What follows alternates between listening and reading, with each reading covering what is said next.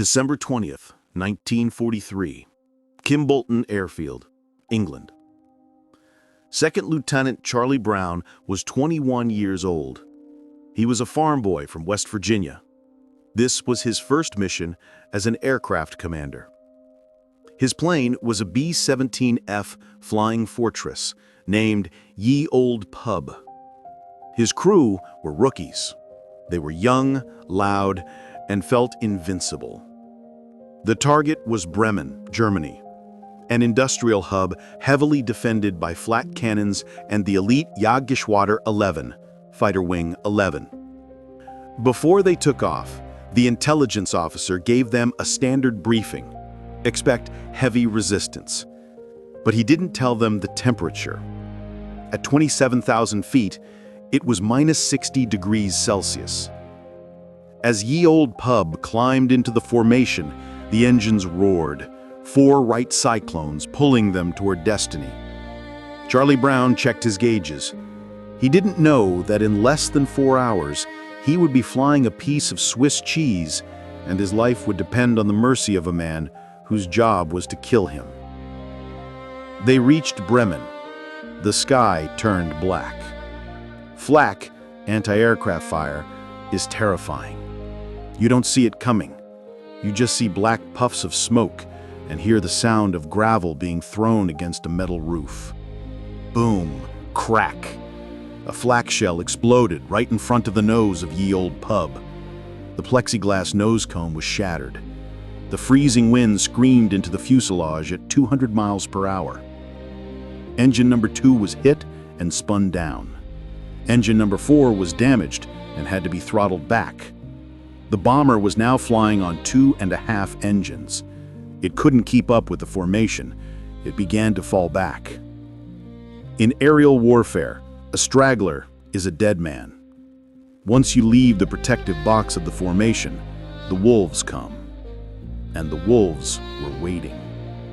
A swarm of Bf-109s and FW-190s spotted the limping bomber and dove for the kill. The attack was brutal. For 10 minutes, the German fighters took turns making firing runs on the lone B-17. They shredded the rudder. They destroyed the left elevator. They blew massive holes in the fuselage. Inside, the plane was a slaughterhouse. The tail gunner, Sergeant Hugh Eckenroth, was killed instantly by a 20mm shell. The right waist gunner, Sergeant Yoles, had his leg blown open. The hydraulic system was destroyed. The oxygen system was leaking. The radio was dead. Charlie Brown was fighting the controls, but the plane was barely flying. He had shrapnel in his shoulder. He looked at his co-pilot. "We're dead," he thought. "We just haven't hit the ground yet." The plane was losing altitude. It leveled off at barely 1,000 feet above the German countryside. It was a smoking, burning wreck. But on the ground, at a nearby airfield, a German ace was watching. Oberlieutenant Franz Stigler was not a rookie. He was a veteran ace. He had 27 confirmed kills. He needed just one more kill to earn the Knight's Cross, the highest military honor in Germany. He was standing by his fighter, a Messerschmitt Bf-109 G6, refueling. He saw the smoking B-17 limp overhead. It was low. It was slow. It was the easiest kill of his career. "Refuel! Hurry!" Stigler shouted. He jumped into his cockpit. The Daimler-Benz engine roared to life. He took off and caught up to the bomber in minutes. As he approached from the rear, he put his thumb on the cannon trigger.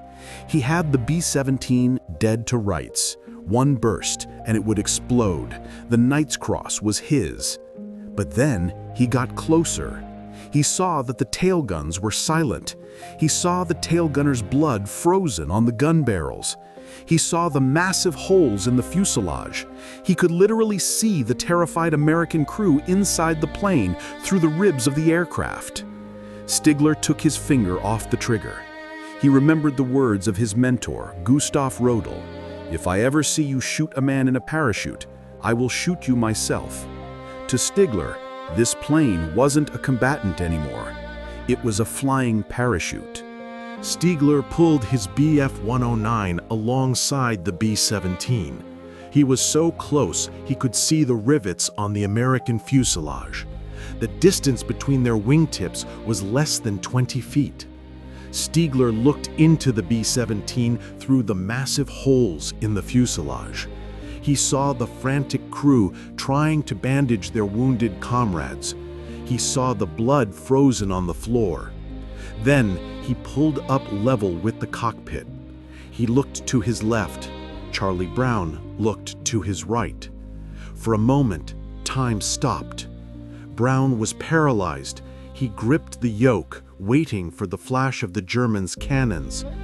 He was staring into the eyes of the Grim Reaper. But the Reaper didn't fire. Stigler shook his head. He pointed down.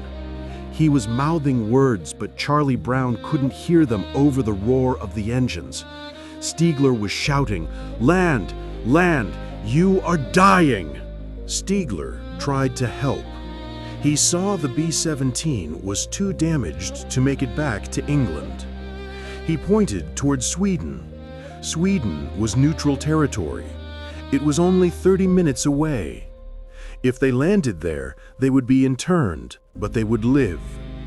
"Sweden! Go to Sweden!" Stigler yelled inside his oxygen mask. But Charlie Brown didn't understand German, and he was terrified.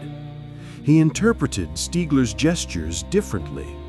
He thought the German was toying with him, or maybe he was trying to herd them toward a German airfield to capture them. Brown's survival instinct kicked in. He ordered his top turret gunner, "Aim at him. Don't fire unless he fires, but keep the gun on him." The turret swung around. Two .50 caliber machine guns pointed directly at Stigler's face. Stigler saw the guns. He knew that one nervous twitch from the American gunner would blow him out of the sky, but he didn't peel away. He stayed there. Why? They were approaching the Atlantic Wall, the German coastal defense line. It was lined with heavy anti-aircraft flak batteries. Stigler knew that if the B-17 flew over those guns alone, the ground crews would shred it to pieces in seconds. So Stigler made a decision that could have gotten him executed for treason. He flew his Bf-109 in close formation with the B-17. To the German gunners on the ground, it looked like one of their own fighters had captured the bomber and was escorting it down. Or maybe they were too afraid to fire for fear of hitting the German ace. Stigler acted as a human shield. He literally used his own body and plane to block the fire of his own army.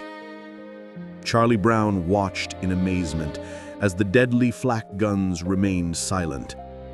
The German coast passed below them. They were over the open water. They were over the North Sea. The danger from the Germans was gone.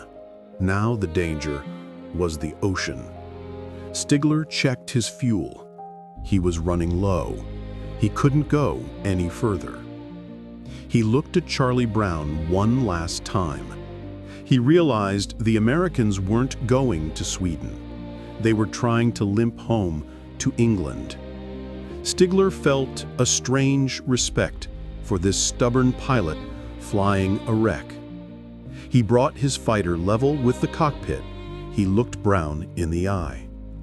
He didn't give the Nazi salute. He brought his hand to his forehead in a formal military salute. Then he banked his Bf-109 to the left and disappeared into the clouds. Charlie Brown sat in his pilot's seat, stunned. He just watched him go. He whispered to his co-pilot, "Did you see that?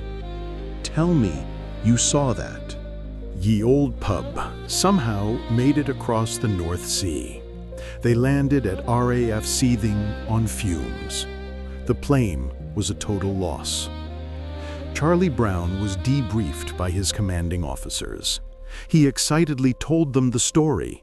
"A German fighter saved us. He escorted us." He expected them to be amazed, but the room went silent. The commanders ordered him to never speak of it again. Classified, top secret. Why? Because the Allied High Command didn't want their pilots to think that Germans were capable of mercy. They needed their soldiers to hate the enemy, not hope for salvation. Brown buried the story. Stigler landed back in Germany. He told no one. If the Gestapo found out he let a B-17 go, they would put him against a wall and shoot him. The incident became a ghost story. Both men survived the war. Both men grew old, but neither forgot the face they saw at 20,000 feet. 1986. 40 years had passed. Charlie Brown was an old man living in Miami. He had retired from the Air Force, raised a family, and lived a good life. But he couldn't sleep. The image of the German pilot haunted him. Who was he? Why didn't he shoot? Was he still alive? Brown started asking questions at veteran reunions.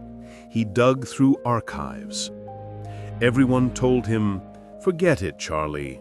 It was probably a hallucination, or the German is dead." But Brown wouldn't give up. He placed an advertisement in a newsletter for German fighter pilots called Jägerblatt. He wrote, "Searching for the pilot who saved a B-17 on December 20th, 1943 over Bremen." It was a message in a bottle thrown into an ocean of history. He didn't expect a reply. January 18th, 1990, Canada. Franz Stigler was watching TV when he got the newsletter. He had moved to Vancouver after the war to start a new life. He never spoke about the war. He saw the ad. His heart stopped. He grabbed a pen and wrote a letter to Charlie Brown. The letter was short, but it contained a detail only the real pilot would know. "Dear Charles, I was the one. I escorted you to the sea. I saluted you." When Brown received the letter, he was so shaken he couldn't hold the phone. He dialed the number. Stigler picked up. Brown asked, "Are you the German pilot?" Stigler replied, "Yes, and I have wondered for 40 years if you made it home." They agreed to meet in a hotel lobby in Florida. Charlie Brown arrived first. He was nervous. He was about to meet the man who had the power of life and death over him. The elevator doors opened. Franz Stigler walked out. There were no words at first, no awkward handshakes. The two old warriors simply collapsed into each other's arms. They hugged and wept like children. Stigler whispered in broken English, "I love you, Charlie." It was a moment that defied all logic of war. The hunter and the prey, reunited not as enemies, but as the only two people on Earth who truly understood what happened that day in 1943. Over the next few years, they became inseparable. They traveled together, told their story to schools and bases. They called themselves brothers. Charlie finally asked the question that had plagued him for decades. "Why didn't you shoot?" Stigler looked at him and said, "I saw you. I saw your blood. I saw your fear. For me, it would have been like shooting a man in a parachute. I simply couldn't do it." He revealed that he risked a firing squad to save them. Stigler gave Brown a gift, a book about chivalry. Inside, he wrote, "In 1940, I lost my only brother as a night fighter. In 1990, I found my brother again. In 2008, the story came to an end. Franz Stigler died in March. Charlie Brown died just a few months later, in November. It was as if one couldn't live without the other. They proved that even in the darkest moments of human history, even when the world is burning and orders are to kill, humanity can still survive. Some rules are written in books, others are written in the human heart. If this story touched your soul, hit that like button. Subscribe to the channel. We tell the stories that history tries to forget. And remember, enemies are temporary. Honor is forever.